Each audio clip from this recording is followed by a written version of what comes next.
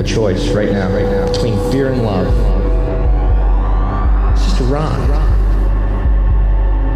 Out of the dark night of ignorance and into the shining light of truth. Expanding reality. A population of citizens capable of critical thinking. We don't see things as they are, we see them as we are. There's a level of reality where everything dissolves into an ocean of energy. We empower our experience by insisting on our authenticity.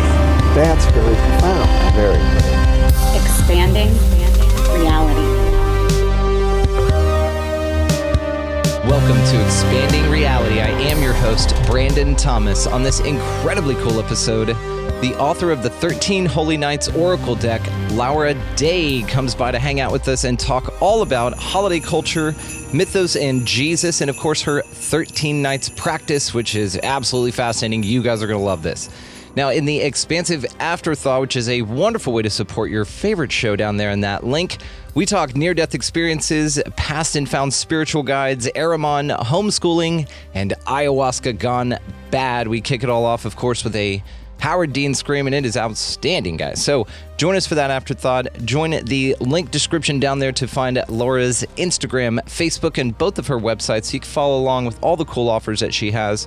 She actually also has an outstanding offer with her as well, and if you type in promode EXREAL XREAL15 at the site down there, then she will give you an additional discount there, just as a little bit of love to invest in the community. So guys, without any further ado, let's get to this incredibly cool conversation with Lara Day. Everybody's feeling groovy and special. Let's go. Dude, let's fucking go here. All right, Lara Day, welcome to Expanding Reality. It is so nice to have you. This is amazing already. We're having a blast. So I would like to let the audience here know that your Instagram, Facebook, and both websites will be located down in the show description. Very, very excited. Dawn Lester, shout out. She is our connecting force here, and she's just amazing. So shout out Dawn Lester. 13 Holy Nights Oracle deck and all the other things. We're going to talk about all this cool stuff. You have such an amazing thing you've created. You are going to enlighten us to something fascinating that I know everyone is going to love. So again, guys, all the ways to find her located in the show description. Lara, how are you? I'm doing great. And thank you so much, Brandon, for having me. And yes, shout out to Dawn. Thank you for the magical connection, the spider web.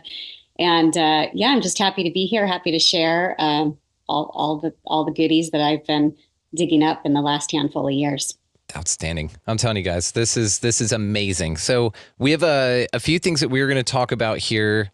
There's a few graphics associated with it as well, and an absolute banger afterthought. You were the first guest, and I'm just going to compliment you again, live here with everybody, to send topics for the afterthought. That's incredible. Incredibly conscientious and thoughtful. You've set a standard I didn't know needed to exist, and that was just amazing. I didn't know it was so over the top. I just followed the directions. God, it was beautiful like that. Like, that's just so, again, conscientious. It's just refreshing, and thank you. I really appreciate You're that. welcome.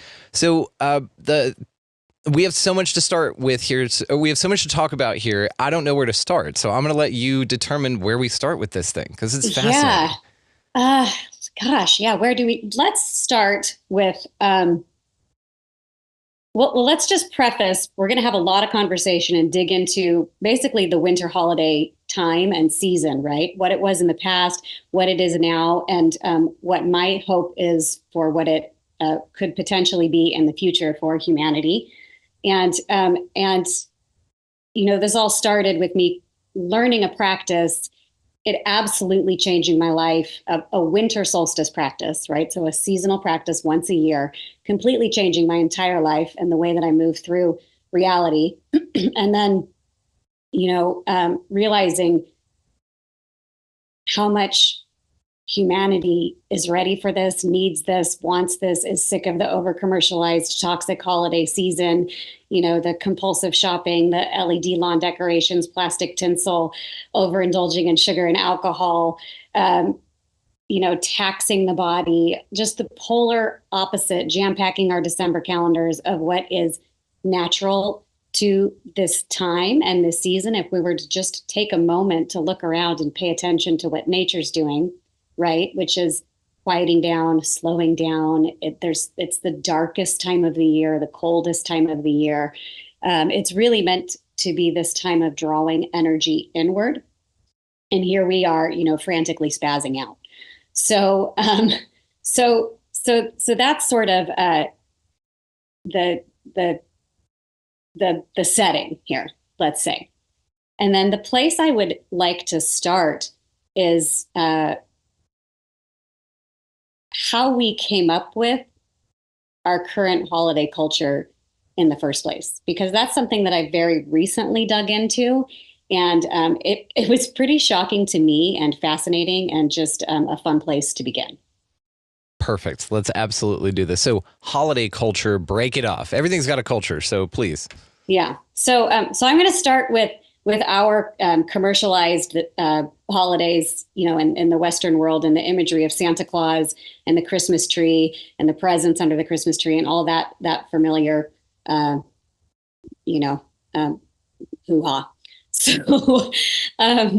So I also recently, I have new publishers this year, which is exciting for my Oracle deck, right? Which teaches this winter solstice practice that's so game changing. And they wanted me to write a history chapter, which is why I ended up diving into the history of the holidays and the winter solstice, because I've been practicing this particular practice, the Holy Nights, for 15 years, 16 years. This will be my 16th year, but I never really questioned where it came from. I learned it from my teacher, and I just took it in and loved it, and it became a part of my life. But I'd never really thought, well, where exactly did this come from? So I dove into this project for my publishers of researching where exactly the practice came from, which led to researching where our current holidays come from. And I came upon a book by a man named, I think it's Stephen Nissenbaum. It's called The Battle for Christmas. And he details how in the early 1800s, well, let's back up a little bit. From the beginning of the colonies, right? Christmas, what we think of as Christmas, looked nothing like what our Christmas is today. And it was more a reflection of ancient Saturnalian practices from ancient Rome. And so I don't know if you've heard of Saturnalia, if that sounds familiar at all, but it was basically this time of complete societal upheaval, where there was role reversal. So slaves were serving slave owners, children were bossing their parents around. It was debauchery and gambling and, just drunkenness in the streets and promiscuity everywhere. It was just this anything goes time of lawlessness, basically.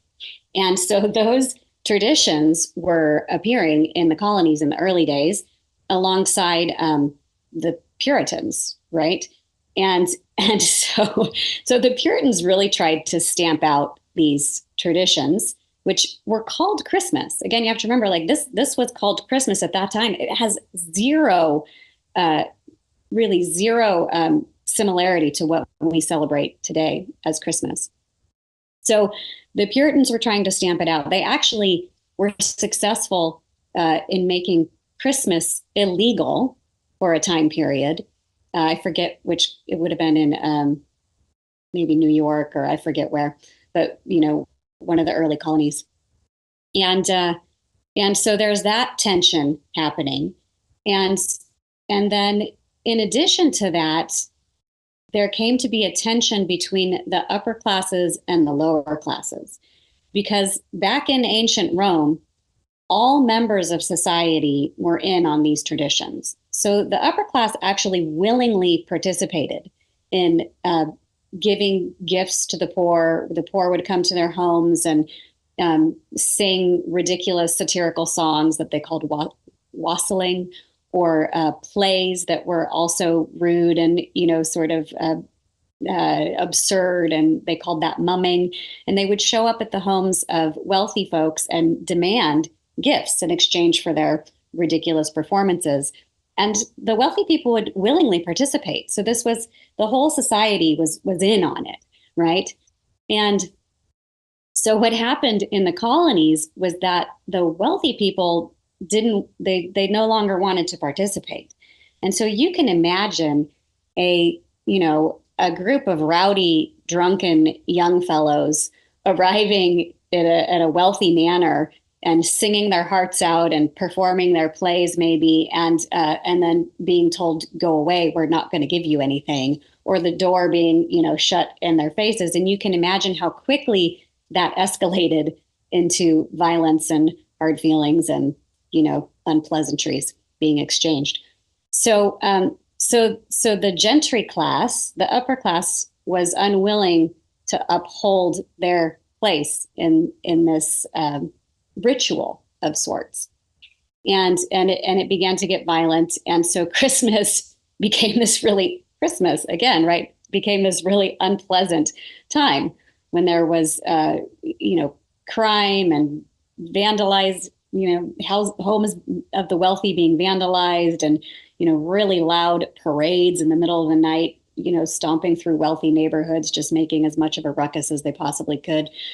And so what happened in the early 1800s, a very small handful of wealthy intellectuals got together and they basically dreamt up Christmas as we know it today.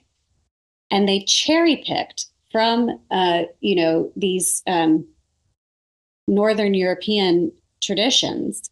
They cherry picked obscure sometimes rituals and mashed them all together and came up with Santa Claus, this jolly figure, right? And he smoked, I have some images on the PDF that I sent you, but he smoked, eventually they had him smoking a short pipe because short pipes were associated with the lower class as opposed to the longer pipe, which in his earlier imagery was associated with the gentry or the upper class. But they refined this image of Santa Claus so that there he is. So you can see on the left there, he's got the longer pipe. That's an older image, one of the first images that they came up with. And then on the right, they've got him with the short pipe, which is something that the lower classes were more that represented, that's what their clan did, was smoke a short pipe. So, and then up above those two photos, you can see those are images of Saturnalian festivities in ancient Rome. And then down below, the Christmas tree, which so many of us think that our Christmas traditions just naturally evolved from the ancient old world and were just passed down these, old Dutch traditions of Santa Claus and the Christmas tree. And it's just not exactly how it happened. They were traditions from the old world, but again, they were cherry picked by this intellectual elite club. They called themselves the Knickerbockers, I believe, later on. But to give the masses this feeling of being connected to their roots, right? So they would still have rituals that satisfied that longing to connect in with their past and their roots from the old world. But this was a intentionally tame ritual that would be contained within the walls of the parlor, right? So no more loud parades and demonstrations outside. You can see how Santa Claus, there was a breaking and entering happening, but it was magical and quiet, and he disturbed not a mouse, right? There was no vandalizing. So it sort of like included elements of their tradition, but twisted them so that they would not be disruptive, right? And then there was still the role reversal because they were, instead of, slaves serving slave owners, gifts were being given to children who at the time were almost seen as a lower class. There was a different sort of class order, and children were not given the respect and attention that they're necessarily given today. So the role reversal was still there with the gifts being given to the children, but again, within the walls of the house, not outside of the home. And so everything was contained within the parlor, the Christmas tree in the parlor, Santa Claus magically breaking and entering, leaving presents instead of demanding presents, right? And so everything was sort of flipped. And suddenly you have this ritual that satisfies the masses and yet does away with all of this less desirable behavior, we'll say. Geez, so it's just a few dudes that came around and said, we'll take a little of this, a little of that. We'll create this big old fat jolly guy and then alter these holidays, these traditions, these rituals, right. and Yes. then contain them a little bit more. Yeah, oh, a lot more. Yeah. And this was shocking to me. You know, I was one of those people who believed like, oh, there was maybe this obscure Dutch Saint Nicholas, and that's where Santa Claus comes from. And, you know, and it just was this natural trickling down of traditions from our roots that happened. And it is true that they did, like, you know, they took these traditions from the old world, but again, they were cherry picked and very intentionally. It's like they rebranded Christmas, right? This reminds me of the Bible, honestly, how they did that with this tablets of Gilgamesh, and now it's Noah's flood, right? No, it's not Gilgamesh's flood, it's Noah's, you know, and there's a lot of death, rebirth, virgin births, all that kind of stuff. That's exactly right. And that's the other piece that I also researched was like, okay, well, what were all the solstice traditions? And, you know, then I came across all of this research on what is sometimes called the wonder child, or this sun deity, right? That is repeated and repeated and repeated throughout so many different cultures, throughout what we know of human history, which is all up in the air and questionable at this point, right? But there is over and over again this repeated theme of this wonder child who is born of a virgin, often in a cave, or, you know, which became the whatchamacallit? Manger. The manger, thank you. And so much, there's like, let's see. Okay, so first of all, nobody actually knows when the birth of Christ was, right? When Jesus Christ was born. And that's agreed upon by the church and you know, even, you know, Christianity. They're not claiming that was his actual birth date. That's just the day when they celebrate the birth of Christ.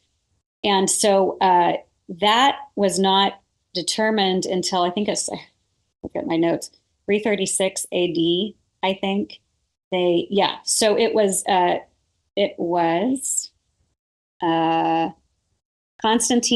Emperor Constantine the Great, who in about 330 AD legalized Christianity in ancient Rome, right? And he was a worshiper of Mithras, who was, I think it started with Sol Invictus, the invincible sun god, who later became Apollo and then later became Mithras. So there's like all these cultures who are borrowing from each other and merging their mythology and their gods and goddesses. And so Emperor Constantine, he was a worshiper of Mithras. And I got to read to you my notes about Mithras because it's shocking how many similarities there are with our current story of Jesus. So Mithras was a solar deity. He was sent to Earth by the supreme god of light, and his mission was to slay a huge bull. Oh, I have a picture of him in the on that PDF also. You do. I'll pull it up.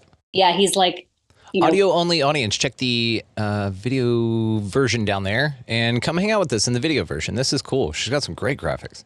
Yeah, so he's hanging over a bull, slitting his throat because his mission was to slay this huge bull whose blood was the source of all fertility and all life on Earth. So we have that same theme, right, currently in Christianity with being washed in the blood. You know, is this idea of saving your soul if you're washed in the blood of Jesus. So the life-giving, life-saving sacred blood. And then Jesus, of course, is said to have taken on the sins of the whole world, therefore becoming the sacrificial lamb of humanity, just as Mithras was to slay this sacrificial bull for all of humanity. The birth of Mithras was attended by shepherds. At the end of his life, before returning to his father, the supreme god of light, he took a last supper with his followers, which was later remembered by believers in a communion of bread and wine. This is Mithras, right? This is not Jesus. And he was thought to have died a mortal death, but then later ascended to heaven. And it was believed that he would return at the end of all time to raise the dead from their tombs for a final judgment day. And so again, remember, this is the guy who Emperor Constantine worshipped, and he is the man who legalized Christianity and is really credited with having being the reason why Christianity spread the way that it did. And that was his, that was his god, was Mithras. So to me, well, first I want to say none of that for me in any way negates the reality of Jesus or his teachings, right? But it does make you question which parts of the story that we've been handed down are factual and which parts have been added later or merged with other cultures. And then another thing too that I think about in relation to all of this is, again, it doesn't necessarily negate anything for me, but I think about the nature of the universe, right? And how it's perhaps fractal in nature and filled with fractal spirals, right? And what's the nature of a spiral? Where it passes by the same location over and over and over again, or the same point, but in a different plane. So maybe, you're passing by the same point higher and higher, or lower and lower, or wider, or more narrow, spiraling inwards. So it could, be that this theme of some, child of the light, some wonder child incarnating on Earth in order to, in some way, shape, or form, liberate humanity from the darkness, is perhaps, a theme that is central or core to our experience here in being human. So I don't mean to share all this in a way that that negates anybody's, belief system or anything like that. But it's just all up for questioning, right? It's very interesting when you start considering the similarities, but then you start to say, well, maybe there's a thread of truth in that. It's just perceived differently with different swap-outable characters. You're like, no, exactly. That can't be my God because he worked on wood and he was a carpenter and stuff. And but buddy, zoom out a little bit, And it is interesting that you've got to sort of, I think of this like when we find common themes like this, especially the astro-theological approach where a lot of it encompasses the sky clock above us and things like that. Very fascinating. I think of a great teacher who can teach a math problem, teach children how to solve a math problem 20 different ways. And so, there's going to be kids that need to learn it this way or need to think of it as little animals, and she can do that. Need to think of it as robots, and she can do that.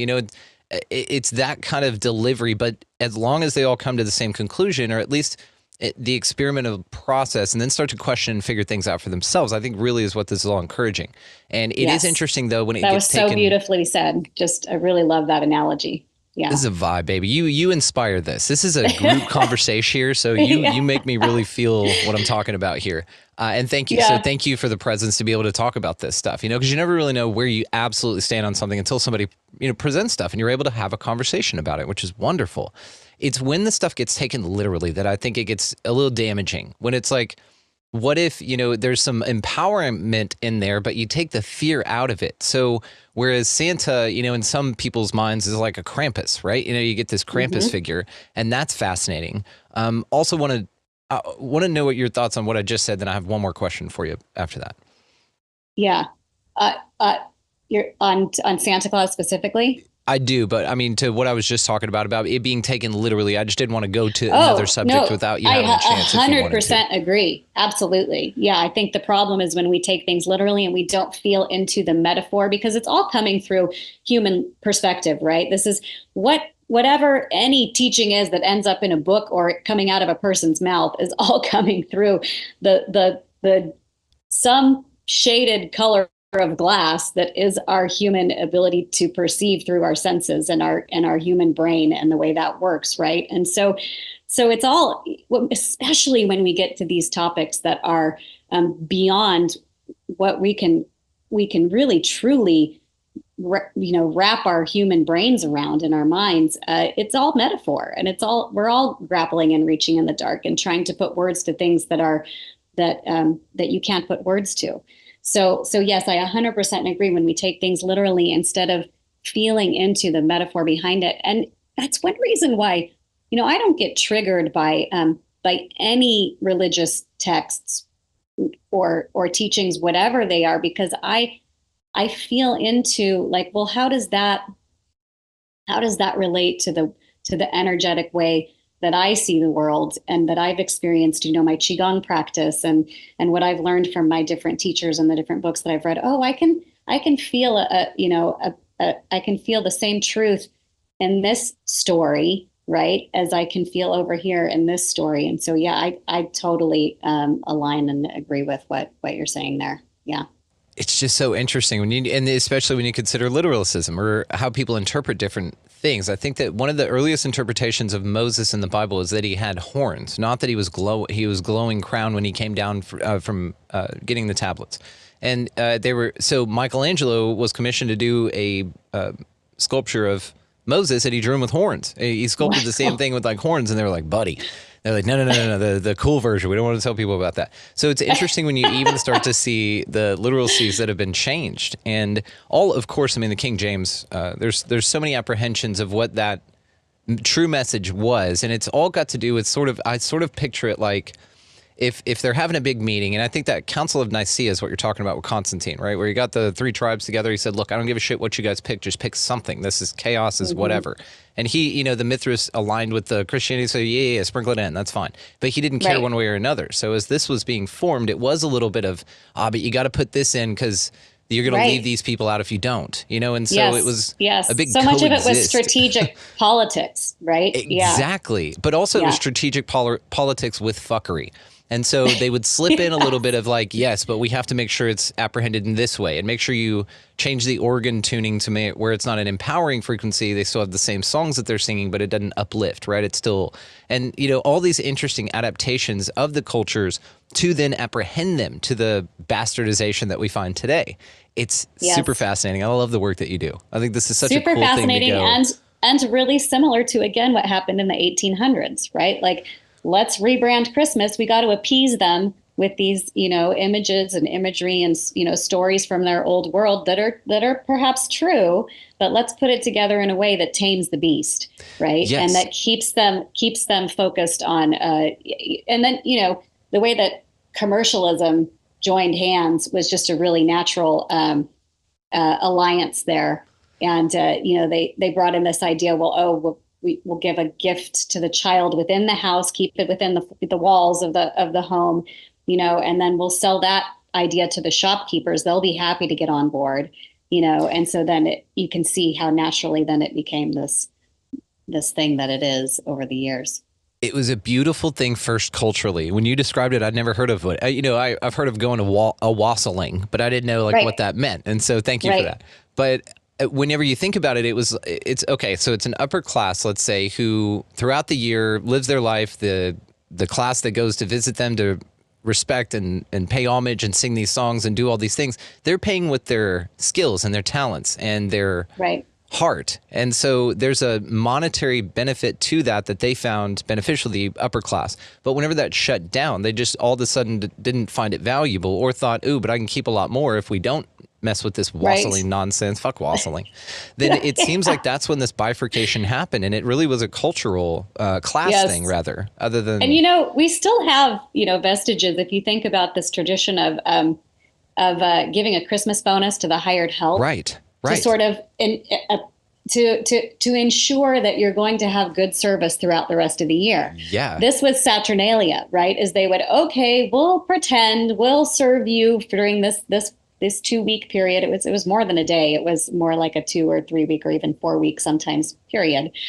We'll play this game, and that will ensure that we get to maintain our control here for the rest of the year, right? And you'll play along because you'll get this little, you get to let your steam out during this 2-week period, during midwinter. And they loved it. They thought it was a gift. And they thought loved it was awesome. They thought it was amazing. Fascinating. Yeah. And this speaks to the just perception management of it all, because then as it comes back around to the rebranding of the traditions, now even more commercialized, now the rich are still, it's completely flipped now. Instead of the love and energy going to the rich directly. Let's just say that for simplicity's sake. It's now the work and blood and sweat and tears paying the corporations to be able to buy in commercially so that you don't get left out of the big nonsense that we have now. And so the corporations still get to, they still get to sit back and not, it's interesting. I just see the really loop and the bastardization. It's gross. We've always felt, we felt this for years, Mary and I, and it's so fascinating what you started with here, which was to say that we're supposed to be resting. Take your cues from nature. Right. You know, it's not doing shit during this time. Why are you running around to 4 Christmases all stressed out? It's like, we're not supposed to be doing this. Yes. Yeah. And, and so many people intuitively, it's just like, I can't tell you how many people, but, because I'm teaching this practice and this alternative, right? Here's an alternative to the over-commercialized mayhem that has become our winter holidays. And I can't tell you how many folks say, oh my God, I'm just so sick of it. I hate Christmas. I hate the shopping. I hate the frenzy, but I don't know what to replace it with, right? It's like there's this intuitive knowing that, okay, this is a special time. There's something potent here. There's something worth paying attention to, but I'm not quite sure where to put my attention or how to put my attention or how to make it sacred or special. I know I don't want that. I don't want the plastic tinsel and the piles and piles of wrapping paper and, just the forced, social bonanzas and, everything it's like we're all kind of know, we're like, okay, we did that to the max. We've really, just blown it out with that. And we're all sick of it. But we also don't want to go back to these stale, maybe perhaps religious traditions that for a lot of folks, religion in some way, shape or form was weaponized against them in their youth and traumatizing, or maybe just they see how in the world it's been weaponized against humanity. And so there's not really an alignment there, but then what, And so for me, the 13 Holy Nights practice was the scratch to the itch, telling me that there must be something more to this season.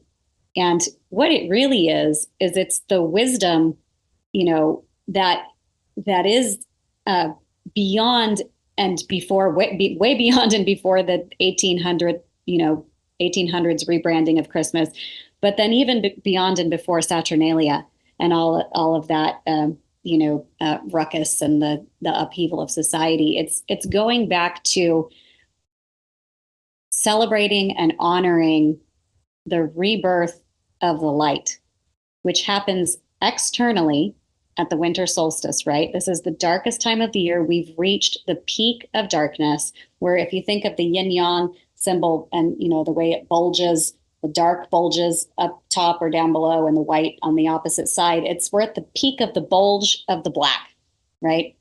So we're at the peak of yin. It is the new moon of the year, so to speak, right?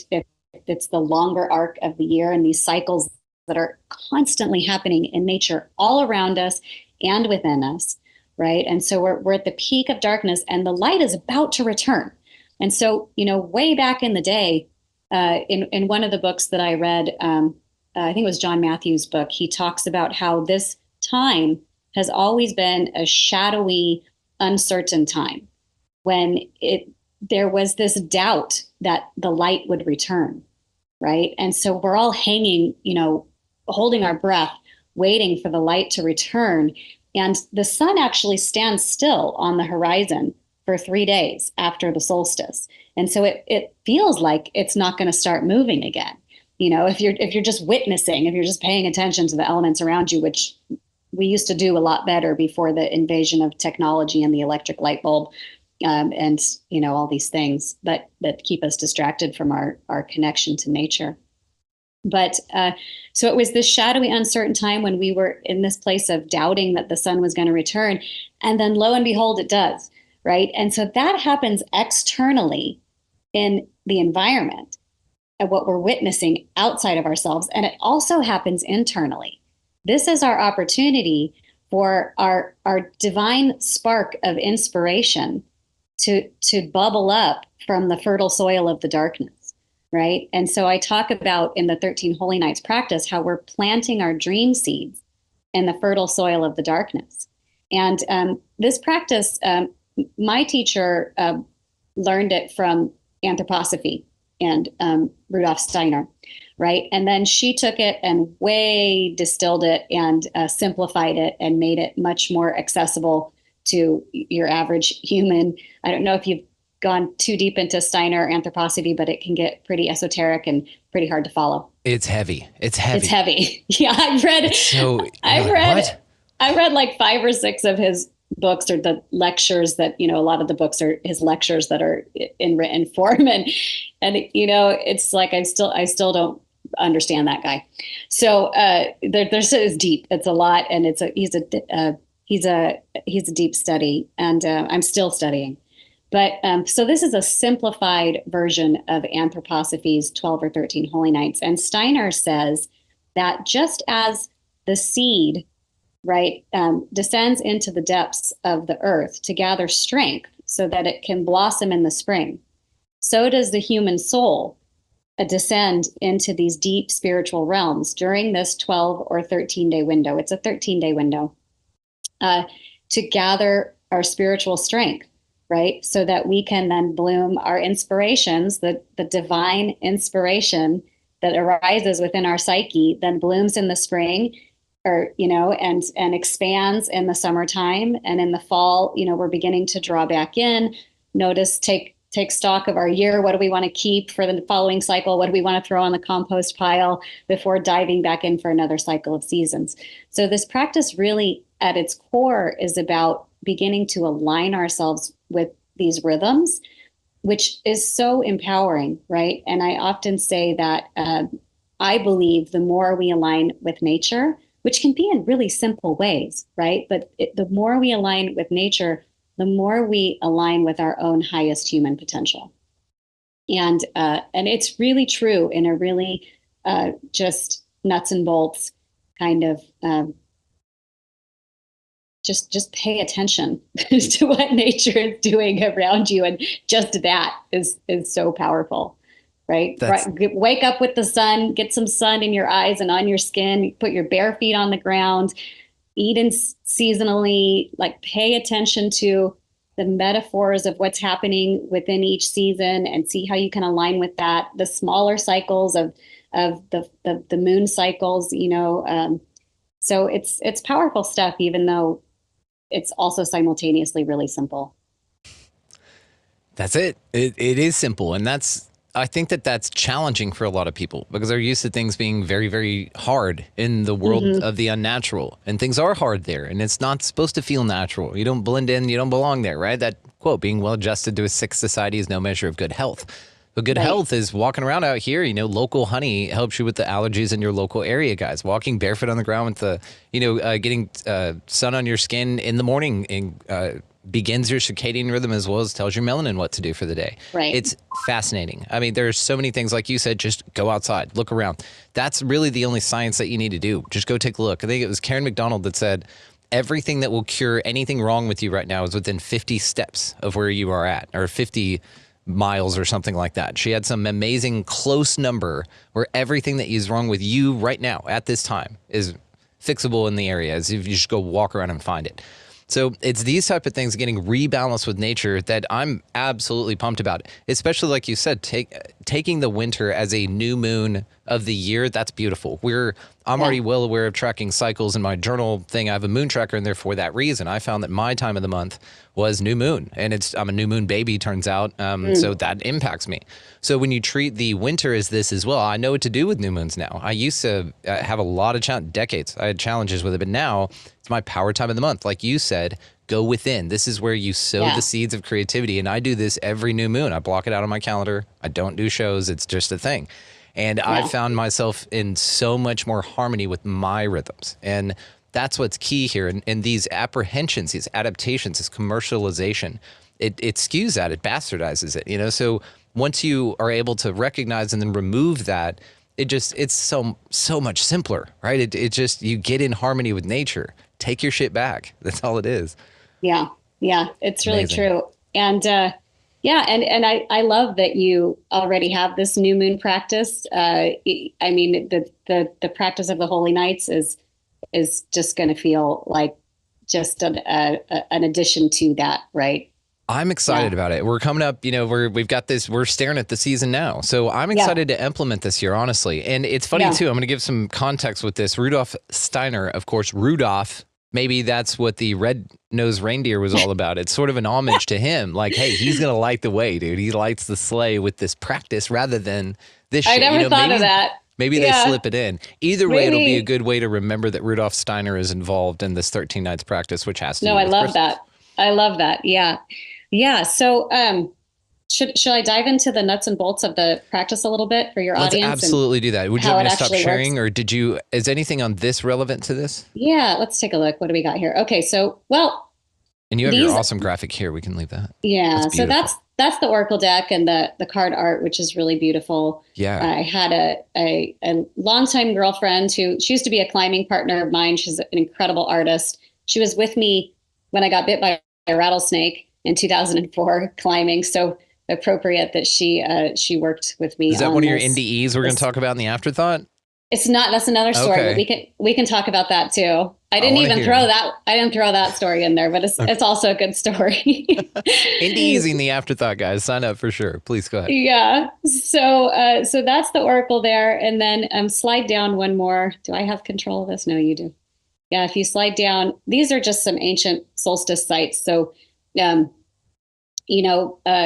I already mentioned, humanity has been celebrating this return of the light for eons, right? Since at least as far back as we can peer into human history based on these prehistoric archaeological ruins. You've got, so most people think of Newgrange and Stonehenge when we think of archaeological sites that are aligned to capture that first light of the solstice, right? But they're really, they are on every single continent on Earth. And so you've got, let's see, Angkor Wat is the one with the orange one with the sun, shining over the top of the column there. And then that's, of course, Stonehenge to the left of it. Up above on the right is Chaco Canyon. That's in New Mexico. On the left is Archaim in Russia. And then you've got Stonehenge is the one with the grassy one. Yep. And then below that is Gooseneck Circle in Germany and Chichen Itza on the right. And this was just like a handful, but there's endless ruins of ancient, sacred sites that were clearly designed with precision and with care to capture the first rays of light on the solstice or to also align with the summer solstice and the equinoxes. So, it appears that humanity was at one point in time much more in tune with the cycles and rhythms of nature all around us, which again makes sense because the whole industrial revolution and, that all didn't really begin until the 18th century when we began to systematically cut ourselves off from the influence of nature. My Qigong teacher used to say that the electric light bulb was the single most damaging invention for the human energy body. And I never really understood that until I, a few years ago got into the sun gazing and rising with the completely rehabbing my circadian rhythm and getting up with the sunrise and recognizing what a massive impact that had on my physical health and well-being and my energy. But I do also want to say, I'm not sure if that still stands because she used to say that when I was studying with her years ago, and that was before, 5G and all these towers and satellites that have completely altered the electromagnetic sheathing of the Earth. So I don't know if that still stands, but it at least was true at the time. I now can agree. Yeah. Yeah. Those towers are looking back at the 18th century going, ha. Yeah. I thought you were bad. Check this out. Yeah. We control people's minds. How about that?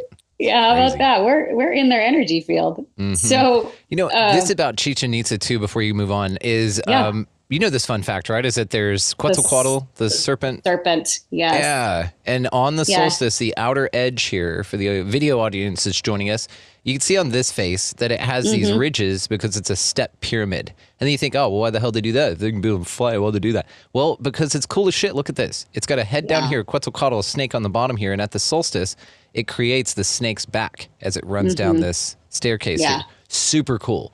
Really cool. So cool. Yeah. Yeah. Yes, that is a super cool fact. Thanks for bringing that up.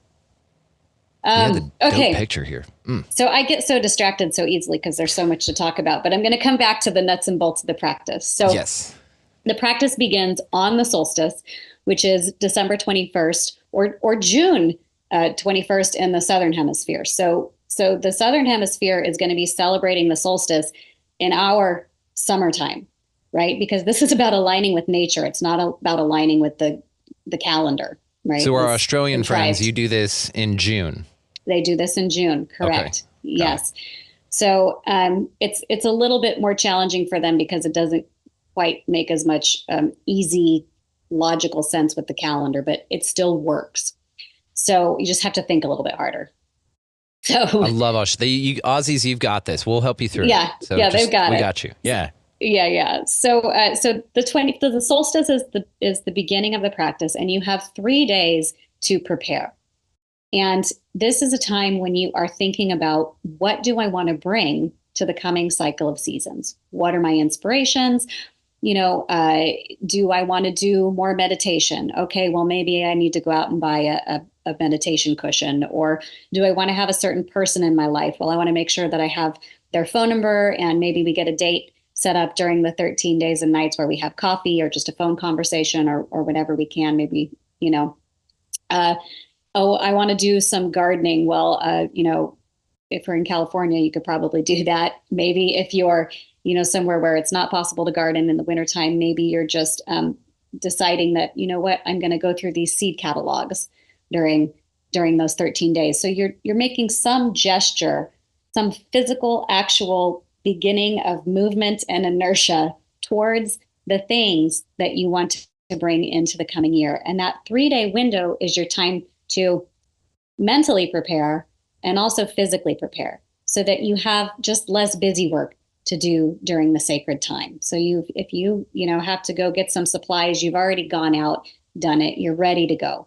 For me, this looks like going out and getting my journal, which, my daughter gets excited every year. She's done this. I learned the practice the year she was born. She just turned 16. So she's always been soaking in the holy nights every holiday season. And she gets just as excited about getting our holy nights journals as she does, the Christmas tree.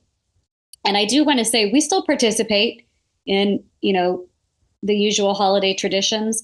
But it's as if the holy nights has sort of slowly, naturally over the years come to be center stage.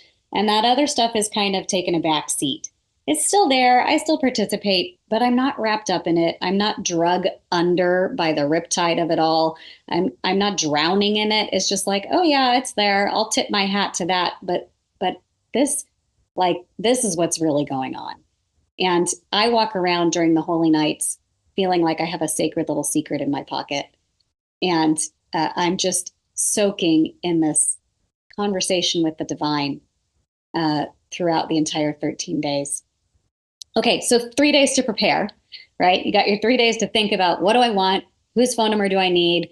Do I got to go out and buy a shovel or a meditation cushion or a bicycle, whatever it is, And then the first holy night, and I should also say this is moving forward soon going to be called the Sacred Nights, because my publishers are renaming, which I'm okay with, because sacred and holy mean literally the exact same thing in the dictionary. They both mean pertaining to religion or God. So, okay, sure, fine. So the first holy/sacred night begins at sundown on December 24th. So that is the opening. That is this time when the veil, thins between our world and the world of spirit, so to speak. And that first 24-hour period carries through until sundown on the 25th. So the first sacred holy night is from sundown the 24th to sundown the 25th. That's the only part that's tricky, is it's sundown to sundown. That's your first holy night. Anything that happens during that first 24-hour period is a reflection of your entire year to come. You are laying down the blueprint. You're creating an imprint, co-creating, hand in hand with the divine, this roadmap for your coming year. So there's two things that are happening. One is receiving. You're receiving information, hints, clues, downloads, experiences, simply by paying attention, right? So you're walking through your day and your night more aware. This is a practice in being present. It's a mindfulness practice. You're just paying attention. What song came on the radio? What did so-and-so say to me? How am I feeling today? What thoughts are running through my mind? Just whatever happens, you're paying attention, you're present to it all, and you're writing it all down in a journal. So you have this record of what was, quote, received from the divine, right, during that first 24-hour period. That's a reflection of the entire year to come. You could write down really random stuff that seems completely meaningless. And then you go back and reference your journal later on in the year, and the synchronicities that tumble out, or the perspective that it gives you based on just some random thing you wrote, is just priceless. It's priceless guidance and wisdom. And it is also a constant reminder that there is way more going on here than meets the eye, definitely way more going on than CNN and Fox News are telling us. Right. And so it's just wild. So you do that for each of the 13 24-hour periods. The first 24 hours, reflection of the whole year. The second 24 hours, sundown the 25th to sundown the 26th, represents January. Sundown the 26th to sundown the 27th represents February. Sundown the 27th to sundown the 28th, March, and so on. So I'll just pause there. Does that make sense? It does. And everybody's writing it down right now. This is fascinating because this is such an awesome mindfulness practice. I'm very curious. First of all, how long have you been doing this? So this will be my 16th year. Wow. And yeah, I learned it the year my daughter was born, and I just fell in love. It was such a sweet, I really did not grok how powerful this practice was going to become in my life. Returning to this ritual, year after year, and noticing how accurate what I've written in my journal, how priceless that information is. It's like having your own crystal ball / the best therapist money can buy, your own private, fortune future teller, a very insightful best friend. It's like all in your journal. And it's wild how, these seemingly meaningless, some of it feels meaningful. Maybe you are going through something and you're having some real deep thoughts during that time and you write it down. But it could also be, this is where I think, that something greater, whoever or whatever that is for you, has the most fabulous sense of humor, right? Because the way sometimes that the things you've written down align later with your life are just laugh out loud. You're looking up at the sky going, are you kidding me? It's sometimes so comical and so beautiful and so precise and so profound. There's no way it could be an accident. Have you found that this syncs up with your month, like you said, with each night being what happens in that 24 period? Yes, I have. And I also want to say too, this is something that people freak out about. I want to say if this practice scares you in any way, or if it feels hard, you're doing it wrong. It's always meant to be helpful. Everything that you receive during the 13 Holy Nights is a gift. It's always a gift. And so some people will have something terrible happen during the 13 Holy Nights, and they've just learned this practice, and it freaks them out because they go, "Oh my God, if this thing happened, does that mean that my whole year is going to be awful?" And if you're scared enough about it, do we create that, right? I'm at a point in my life where I'm wondering if everything is just belief. So maybe. But here's the point, is that it's really all meant to be a gift. So even if something hard happens during the Holy Nights, there's always a way that there is some teaching or some gift or some glimmer of wisdom that was gained from that experience. And maybe that will just serve you in some really delightful way later on. And it doesn't have to be equally hard. It's not always word for word, right? It's often very metaphorical, the way that things play out. Sometimes it is word for word. I've had some really wild experiences where, there's one that I wrote about in my book. And by the way, all of those, the the nights and how it all works, that's all in the Oracle deck. So it's all that how to do the practice is in the Oracle deck. So if you missed that, you can, it's also on my website. I give it away for free, that, how it works. So, all linked down below, guys. Yeah. So, let's see a couple examples. So there was one year when I think it was, let's just say July. I was at the grocery store in line, and a great friend who I'd never seen, he lives in North Carolina. I was living in Boulder at the time with my family. And he called and said, I'm driving through Denver on my way to the airport. You and your family around. Can we have dinner? And I go, sure. Yeah, of course. He came over to our house. We all had dinner. It was fabulous. It always is. And then he went on his way to the airport. And after he left, I kind of thought, did I write something about Tommy in my Holy Nights journal? And kind of like this in the back of my head, so I go dig up my journal and I open it up to the month of July, which would have been the 8th Holy Night, right? And sure enough, there in my journal, I'd had a dream during the Holy Nights, and I wrote down, I'm like recording my dream, right? I wrote down these exact words: a surprise visit from Tommy, so much kindness and connection there. Like, I mean, that's wild. It's so wild. It was so wild. Did you create that and get inspired to create that because somehow on a cosmic level, everybody knew Tommy was going to be in town? So it lined up to where you would inspire him to call you by writing it down months earlier. Yeah. All this is trippy shit. It's trippy. And then of course there's always, this thing that's so hard for us to wrap our brains around, that the past, present, and future are all happening simultaneously. God, that's tricky, isn't it? It really is. That's a mind, I don't know. It's mind something. Mind something. Mm-hmm. Yeah. So, but there's been just endless. And even the way the cards line up is just always so perfect. It's just always so the other piece is that you're drawing oracle cards each night.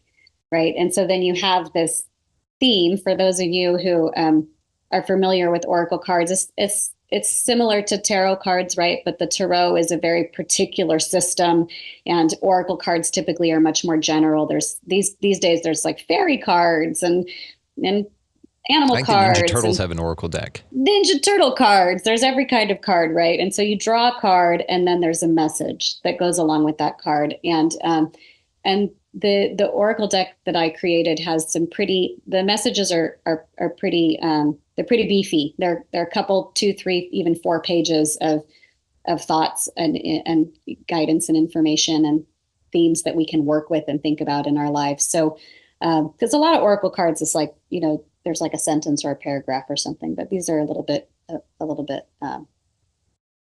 bulkier.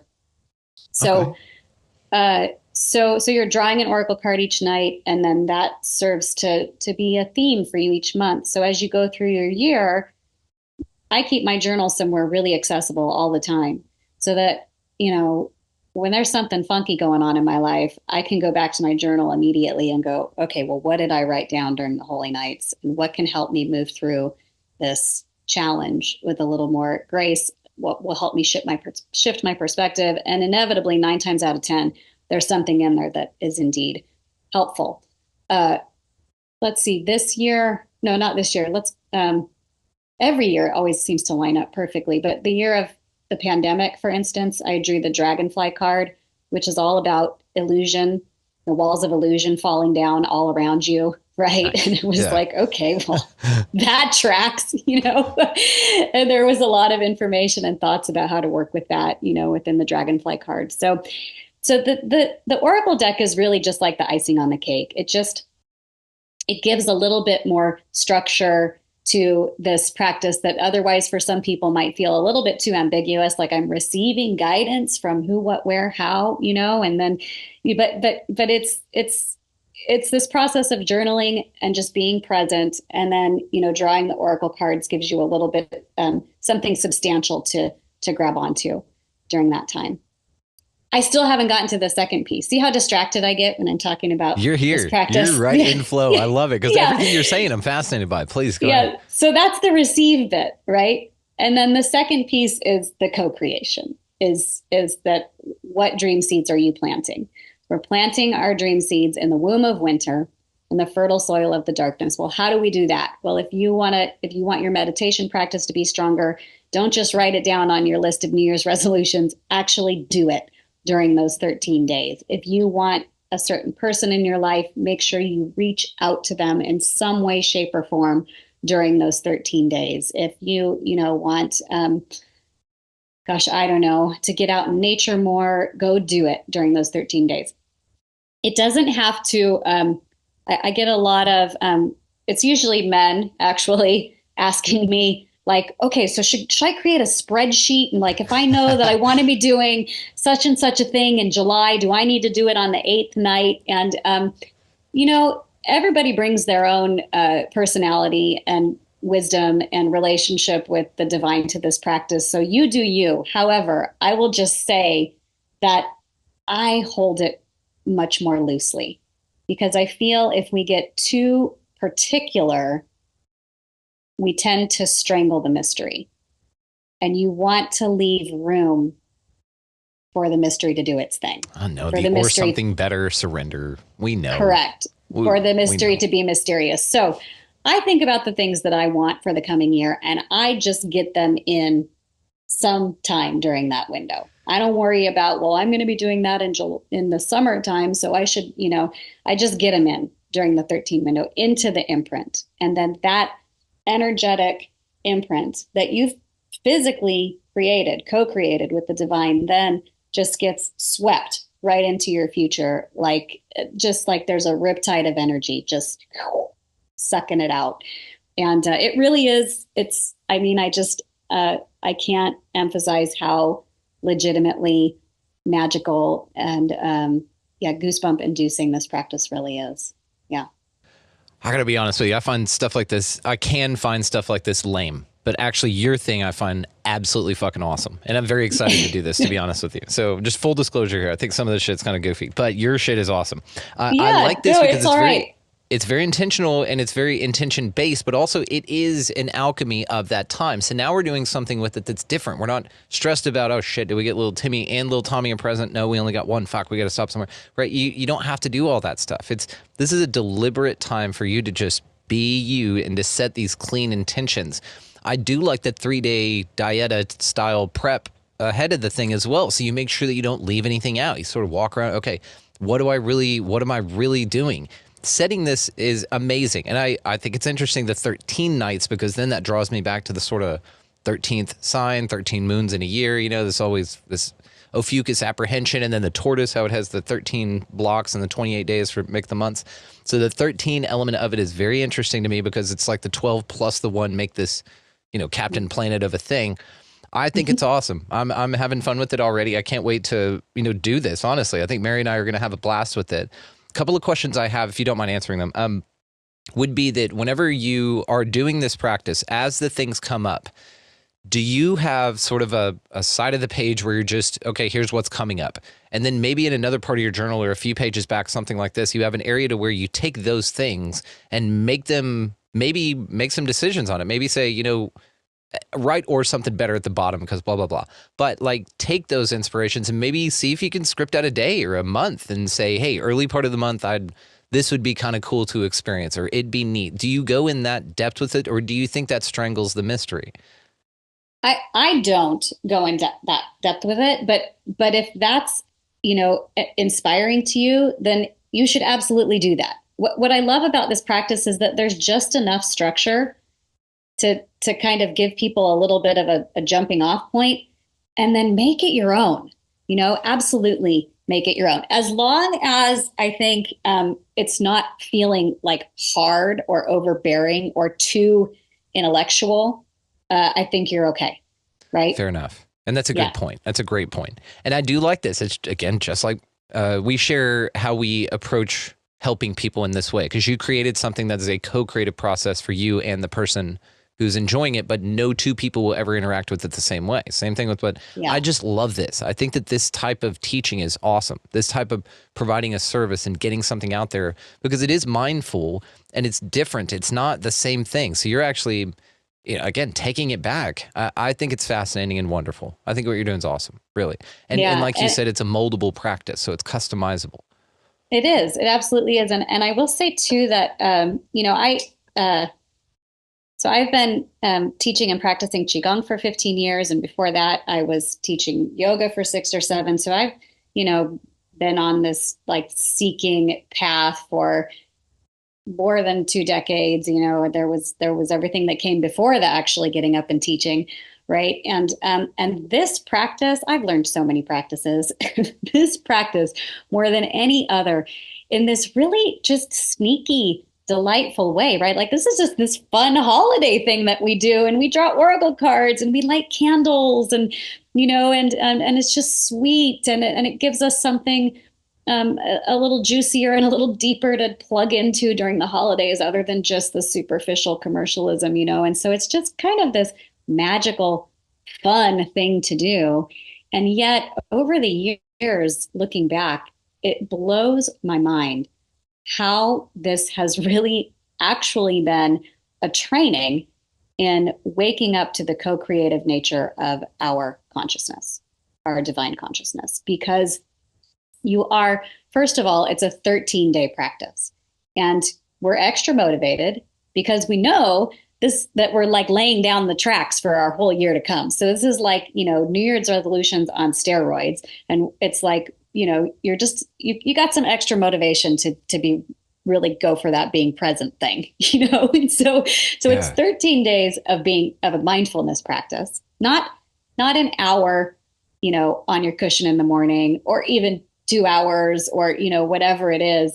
It's like 13 days every year that you return to, this reminder of how to be present and how to walk through your daily life, like 24 hours, not just your practice on your mat, but 24 hours doing your best to be in connection to, in conversation with, in this partner dance with, again, I just call it that something greater in these contexts, because I don't want to, put any words that are triggering for anyone in that place.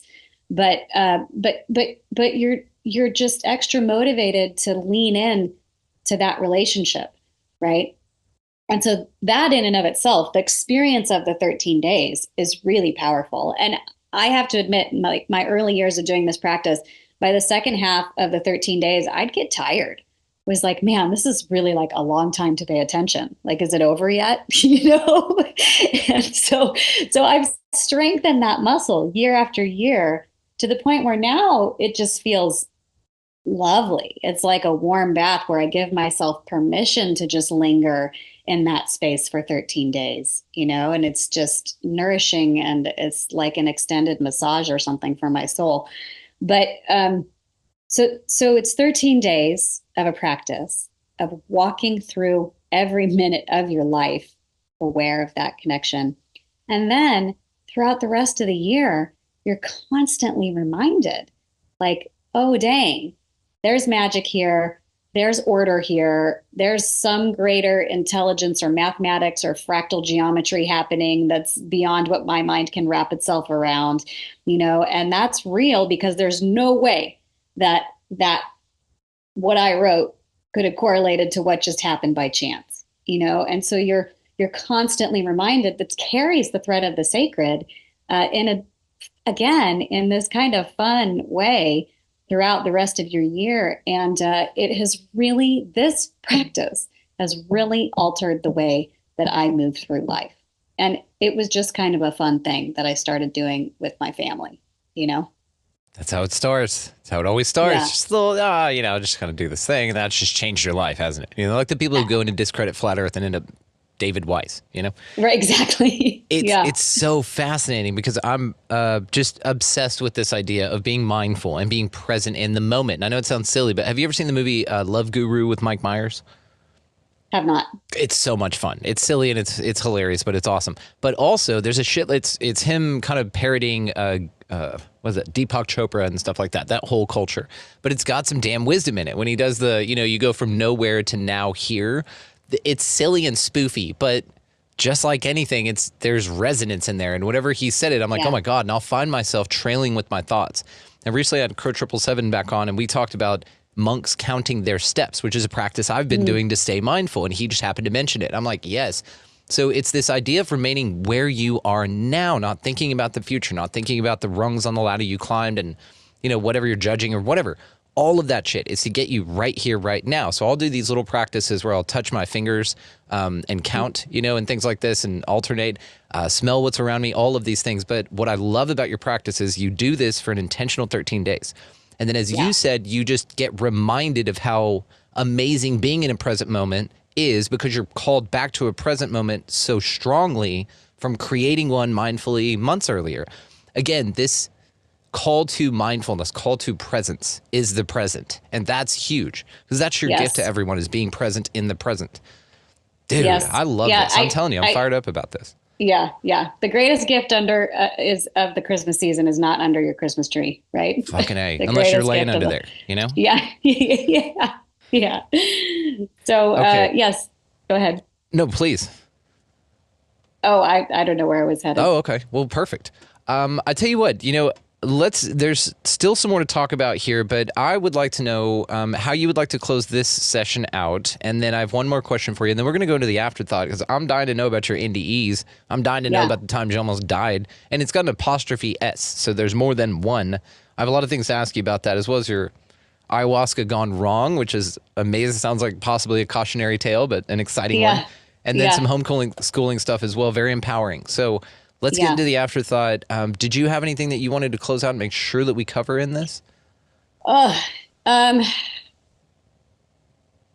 think that the most important things to take home are just like, don't make it hard. Let it be fun. Let it be nourishing. Everything that you gather during this time is supposed to be helpful. It's meant to be helpful. If it's not helpful, you're doing it wrong. And then just the thought that I really do believe that this sort of, just inconspicuous practice has the potential to contribute to the awakening of that divine creative spark within each and every one of us and all of humanity. I think is happening naturally at this time anyhow. And here's a practice that can help. Yeah, it's sort of a way to steer it. It's grab the energy and just direct it, which is what we need help with. Because I feel like we all have a shitload of power. We just don't know how to use it right. And it's all been redirected and apprehended and sieved and loosed and blah, blah, blah. Absolutely. So this is another way of just grabbing it and saying, no, I'm in control. Or I'm gonna direct this the way that I would like in surrender and flow, right? Yeah, and beginning to get to know, again, developing your own personal relationship with the divine, with that something greater, with source, the quantum field, whatever that is for you, God. Yeah. It'd be nice to have, to enjoy the voices or the things that you come in contact with in your inner space there. I get it.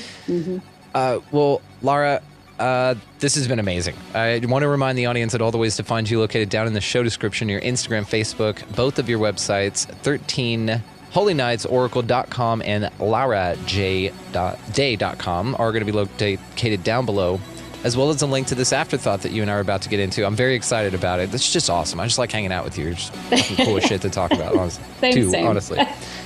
So before we let you run here, you get the last word. Just tell us what gets you out of bed every morning, what keeps you moving forward, gets those feet hitting the ground and shrugging on. Oh man, curiosity, I guess. Like what on earth is going on? What the heck? Curiosity and my daughter, who we'll talk about in the afterthought, homeschooling her, and that's been the greatest gift of my life. Yeah.